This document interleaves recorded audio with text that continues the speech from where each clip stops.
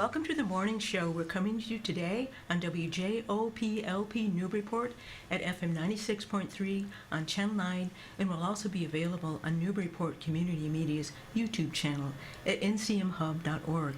I'm your host, Mary Jacobsen, and this morning I am very happy to tell you we have a fun and a festive topic. The upcoming third annual Gingerbread Festival will be held on December 12th to the 14th, once again at Central Congregational Church on Titcomb Street. It's a free contest and exhibition of artistic gingerbread creations by people of all ages, and to prepare for this holiday event, we're happy to have Elizabeth Rankin and her son Silas Flanagan are here, and they were winners 2 years in a row in the Family and Children's category of the Gingerbread Festival for their renditions of the Pink House and the Custom House Maritime Museum. So first of all, Elizabeth and Silas, thank you for taking time to be here, and welcome to the morning show. Thank you. Thank you. So glad to have you here. And we also have a Gingerbread Festival judge here who also has an interesting day job. He's Newburyport School Superintendent, Sean Gallagher. Sean, thank you very much for taking time during a busy budgeting season to be with us to talk about the Gingerbread Festival. Yeah, thank you very much. So happy to have all of you here. And I wanted to start, Elizabeth and Silas, I was curious, what got you both interested in the first place in making gingerbread constructions? That's a good question, because like every year for a long time we would make just a gingerbread house, Christmas, like decorated, all that stuff. Then we saw the flyer. I just like turned to my mom, it's like, hey, I think we should do this. We make one every year, we're pretty good at it. Oh. Try entering. Mm-hmm. That was an historic moment. Yeah. And so you'd been making them already. We had. It was something that I looked forward to when I was a kid. My family would get together and we would make a little village or one big house. And my dad was a builder, so he would often do the templates for us. Yeah. And as I got older, we my aunt was really interested in making gingerbread houses, and we went to visit her when he was about 4, and we made a little village while we visited her, and then she handed us, or she emailed us afterwards, the recipe that she uses and some tips, and I kind of held on to it. And then when he was old enough, we started doing just a typical gingerbread house every year. But this was intuitive once he saw that flyer. So it's been was a family tradition already then. Yeah. And I was interested in the collaboration between the two of you. So that was something apparently also you had a history of working together to make gingerbread villages. Yes. So tell me a little bit about how your collaboration works. How does that see your laugh? Okay. Yeah. Well, I think Silas relies on me for some technical details, and I rely on him for creativity and just making me stay relaxed and loosen up about it. For sure. Yeah. That's an important job. Yeah, I get worried about things, and he says, it's fine, Mom, with the pink house. Do you remember how we didn't like the way it looked? No. Because we didn't like the brown roof, and I said, should we pour the frosting over it? And you said, yeah, go for it. Yeah, you said like, no, it's gonna ruin the house. Go for it, Mom. I thought it was crazy, and I kind of closed my eyes and did it, and it was the right thing to do. So it's just nice to have somebody to remind you that it's okay to make mistakes. Do you hire out Silas? Not yet. Maybe later. It sounds like an important role and a really good way to collaborate as a team. Absolutely. Well, I wanted to ask you, your choice of the Pink House and the Custom House Maritime Museum it strikes me as ambitious partly because they are such well-known landmarks, and I think we have a couple picture of them to show of what a fabulous job you did of recreating these constructions. Because as we were saying before the show, I came in and you immediately know, oh, that's the Pink House, oh, that's the Custom House Maritime Museum. So you had some challenges in front of you to make them really resemble these iconic, really, structures in Newburyport. So I want to find out, how did you manage to get the scale right? Because that's key, those ratios, and also the ornamentation, as with the roof, as you were just saying. Yeah. So tell us a little bit about the challenges of your construction for these well-known landmarks and how you pulled it off. Like, before we built both houses, we spent just like a long time sitting at the computer on like Instagram, Facebook, Google, just looking at pictures Yeah. of each building from like all angles. And before we actually built it, after that, we cut up old folders and cardstock and just make a big template of the house Oh. to make sure we had all the measurements correctly before we actually built it with gingerbread. That's right. We build the house in paper first, and then Okay. and then we realize when we're building it in paper that there are some elements that are going to be hard. For instance, a 4-square roof. It's not going to, with a little cupola top, it's not going to rest on itself. So we had to make a box. And then we were worried about lighting the cupola, so we had to make a hole in the top of the box for lights to come through. So that top of the box supported. So we had to do all this in paper first. And I think that was one of those things that I was really firm about, because I didn't want to do all this baking and have it fall apart. And that was that was a learning curve where he said, do you really think we have to do it in paper first? And I said, yes, we do. So, and there are things too that these houses are so familiar to us that we didn't even realize that we were missing, like the basement windows on the Custom House Museum. That was something that was a drive-by. Yeah. We had to go by and we were like, oh, look, there are actually windows here. Should we include those windows? And the back side of the pink house, we realized we have no idea what the back looks like. And No one knows. yeah, And especially now. But no one knew. yeah. So, And so when some of the scale, we were limited by the size because the contest limits you to a 15 by 15 Yeah. platform. yeah. And interestingly, once we determined, now that we've done the custom house, we realized the longest side of the custom house is really the longest you can do for a structure. So that's how we did the pink house too. We just used the longest side of the custom house. It's really the same size. So we haven't had to change very much. Actually, our approach, because I don't know what I'm doing, is simpler is better. And so the less money we spend, the less changes we make. It's just less is sometimes more, I think. Yeah, for sure. So that's how we deal with the structure. And actually, last year, I don't know if you remember, you were learning about triangles and angles. So that's how we figured out, because he was learning about angles and triangles, I thought, how are we going to get the 4-square roof accurate? It has to be about 30 degrees. And he knew how to do the math. Oh, yay. Yeah. So it was really great. So he knows how to stay calm and do math and angles. So, yeah, really good collaborative team here, I think. Yeah, and we were talking a little bit. I know there were some judgment calls. Like, I think, in fact, let's show initially there were going to be graham cracker steps. We have a picture of what those looked like. And then I think, what happened to those? Because they wound up being gingerbread steps, which Do you tell us the remember that? story. Yeah. I think we mostly just wanted it to match the rest of the house. And we kept breaking the graham crackers accidentally Okay. while trying to put frosting on. Yeah, It's we kind of a big realized, part of it. I realized Pretty if we fragile. could do this out of graham crackers, we could just make The whole house. little, because you know what happened too? We were making so much gingerbread. I didn't want to necessarily bake a whole nother batch just for steps, but then things break and you end up making a whole nother batch anyway. So that's what we did. We just made more. And I think it looks nice matching. Yeah. Now, I know you sent, thank you, some pictures of the construction process, and in one, Silas, there's a pot of something boiling. Yes. And a thermometer in it, and we'll show Yes. that picture. But what is that? That was our sugar glass Oh. that we tried to make. Even that was pretty challenging because the jar of what we thought was sugar turned out to be salt. That's true. And thank goodness we didn't start boiling the salt instead of sugar. But it was also hard because if you don't get it to the right temperature, And it's then the exact right temperature. the candy doesn't form and It eventually just melts off the melts. windows Yeah. after a few days. Oh, there's a lot of potential pitfalls Yes. in this Yeah. process, I can hear. I think it's really good you had that paper model to start with. And Yeah. Well, the other thing is when we realized that the windows might melt, we decided to put a Christmas tree on the Yeah. inside. So then at least there'd be something people could something peek in and something see. to see if the windows come down. Yeah. Yeah. And I think we have a picture, too, of the custom house flat with the windows that you...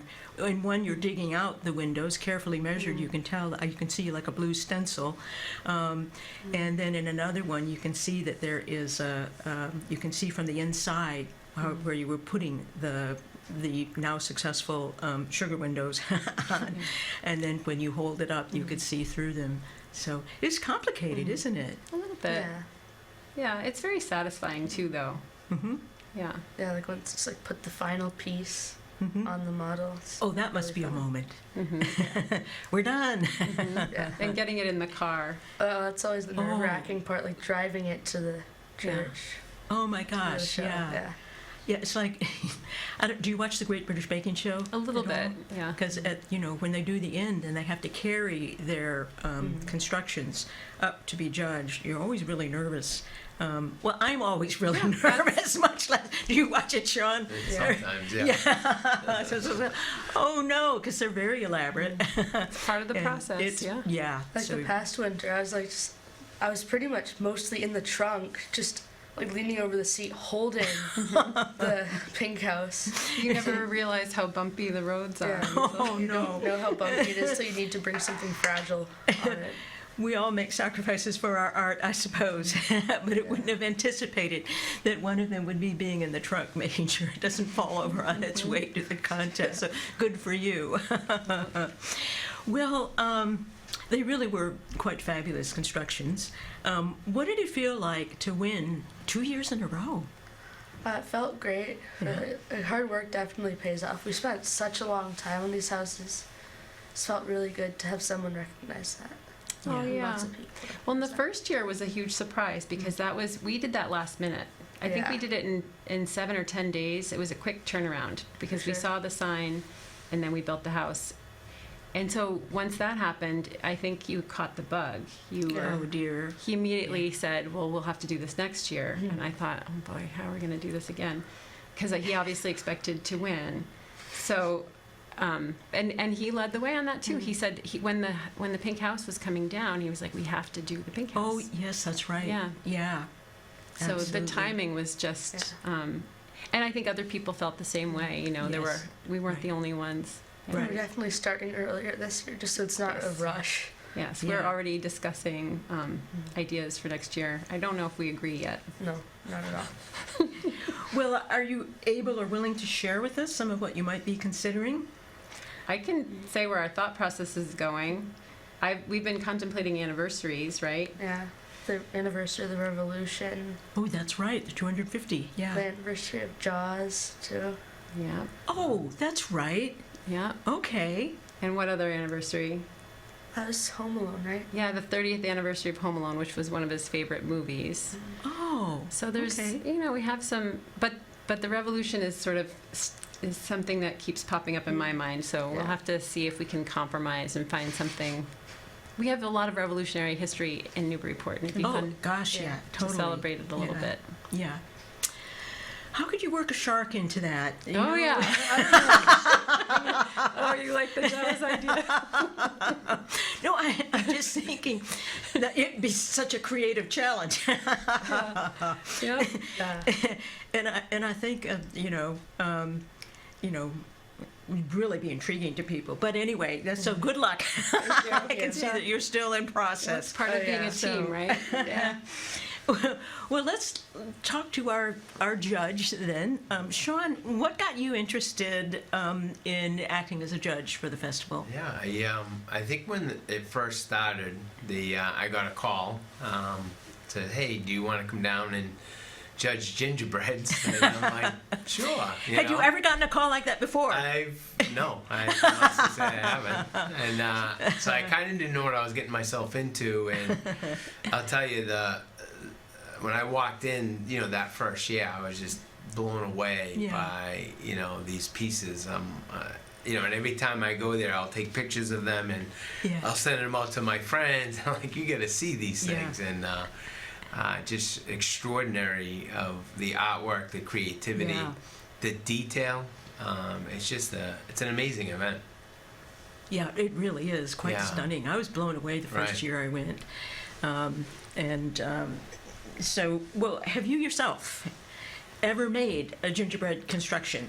Was it I part think of when your... I was younger, I attempted, but the graham crackers never made it to the to the platform. So I was good at eating them. I wasn't really that good at building with them. But yeah, I mean, I think that's and this is what I love about listening to this story. it's just great family bonding. It's probably not as necessarily about the competition, except for Silas. Obviously, he's motivated to win, Triple Crown winner here. So people listening, you better get started working on these. It could be a trifecta. Right, exactly. But no, I think that that's kind of what's really nice about about this competition. It brings people together, families together, and I think that's probably those memories for the families is probably what's really neat. Go ahead, Elizabeth. I was going to say they're also raising money for Nourishing the North Shore. Yes, that's right. It's also a fundraiser. Yeah. We should say it's free to enter, Right. but it is also a fundraiser. They take donations for anybody who feels so inclined, and Nourishing the North Shore is an important and very timely charity.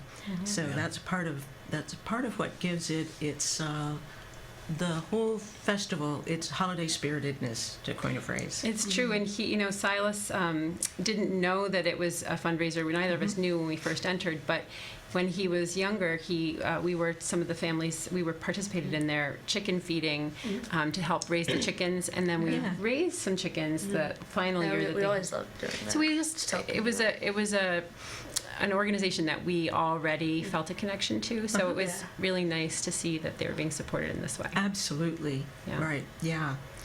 Well, I'm curious, Sean, could you talk a little bit about what you see as the educational value of gingerbread construction? Oh yeah, I mean it's it just ties into a lot of critical thinking skills, problem solving. I mean the planning and the design that goes into it. Understanding now a little bit more of like the model that you guys do before you even start building, and just the planning process and coming up with the ideas. I just think it just ties directly into exactly what we want our students doing in the classroom.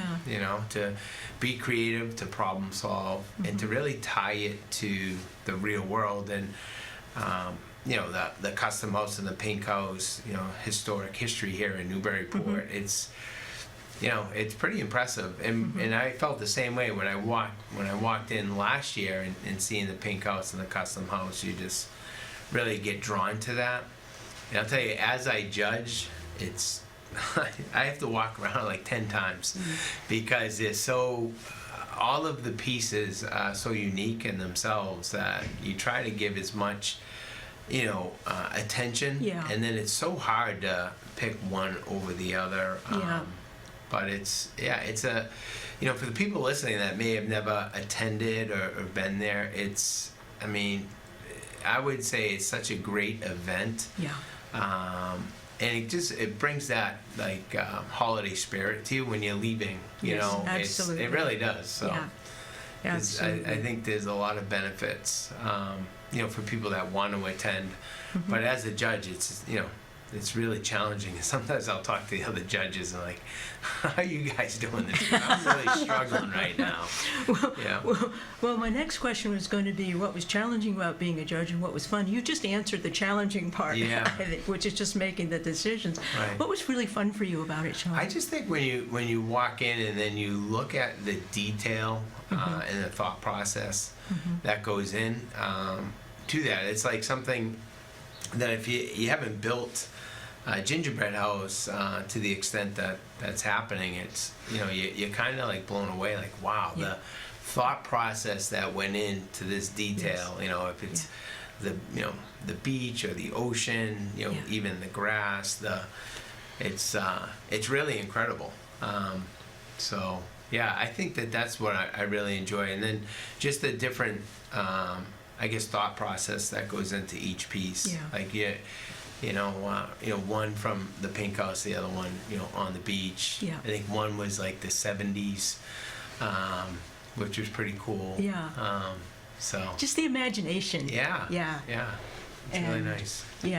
And it's kind of like going from one to the other, going, wow, you can do that with gingerbread? Yeah, exactly. And Right. frosting?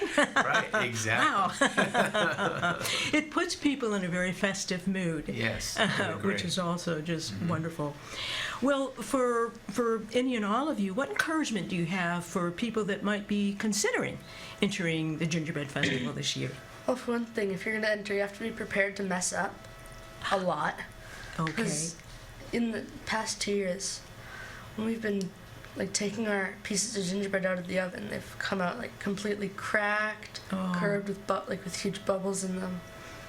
We've had to But we can remake make a lot of gingerbread. and we can make that encouraging by saying it's okay to make mistakes, and you can hide a lot with frosting. Right? That's the beauty of it. And just build in time to do that and have fun, right? Yeah, and it's laugh. always about having fun. And also, we don't ever do it for more than an hour or two at a time. We never work on Oh, anything, so we kind of break That's it a up good idea. because there's sports and dinner and Right. laundry and Life. life, right? So you can't do this all in one Yeah. sitting, Yeah, and that's okay. And it kind of makes it something to look forward to. right. So that after we do homework, we can work on the gingerbread house, or after dinner, we can sit around and work on the gingerbread house. That seems like a really good idea Yeah. because it also means that if you have in your trial and error process, and that's what you're underlining, people expect it to be trial and error, Yeah. and just keep going and have fun with it. But it would minimize the amount of time your frustration level could build then and just say, oh, we'll come back to it later. Yeah, So- and also the other thing that makes it fun, like we're gonna go out. He doesn't know this, but we're gonna go drive around town and look at some things, and that's part of it. That's fun. That's fun. Yeah, so that should I think that would be the number one thing is keep having fun. And Driving around and looking at things, you may be some of the very small number of people who probably ever saw the back of the pink house. no, we didn't see it from driving there though. We did. yeah. Somebody had taken an aerial 360 with Oh, no a drone, and I know and we watched that on repeat for about 15 watched it, minutes just yeah. trying to get everything. yeah. Oh, that's really interesting. Yeah, because I didn't know if we could access the property, so I just Oh, right. found that footage. Right. Yeah. Excellent. Well, it worked. Yeah. Well, from any of you, any other advice or tips for builders on resources, tips for construction or decoration, anything else wisdom you'd like to pass on, or have you covered it? I would say talk to friends, and that's part of having fun. Talk to people. I talk to people at work. I work at a bakery, so I Oh. hear what other people have to say. I bounce the ideas off of them, and get lots of opinions. And that's also just fun, you know. Absolutely. Share it widely with people. Yeah. Get their ideas and suggestions. Yeah. Great. Well, an important date for people to know about is that the deadline for registration is December 7th, so start thinking now about what you might want to do. And also, an interesting event I want people to know about is that the Gingerbread Festival is collaborating with Tinker House on a Gingerbread House workshop, which will be led by the founder, Mary Dissette, who's responsible for everything we've been talking about, and this wonderful festive event that she's introduced to our community. It'll also be led by cake decorator Jess Murphy, and that will take place on Saturday, November 1st from 10 to noon at the Tinker House Makerspace at 3 Graff Road. And for information and to register for that, visit tinkerhouse.org/events. And to learn more about the festival, which is also, as we were talking about before, a fundraiser for Nourishing the North Shore, visit portgingerbreadfestival.org, and you'll get all the information there, and also links for resources for building gingerbread houses. So, thank you all so much. It's been really fun to talk to you, and I've learned a lot about the struggles and the joy of building a gingerbread house and of judging a gingerbread festival. So thank you all so much for being here to talk about this. I really appreciate it. It's been fun to have you. Thank you so Thank much. you. Thank you. It's been my pleasure. Well, that's it for today, everybody. Please join us again next Thursday at 9 for the morning show. And until then, everybody, please be well.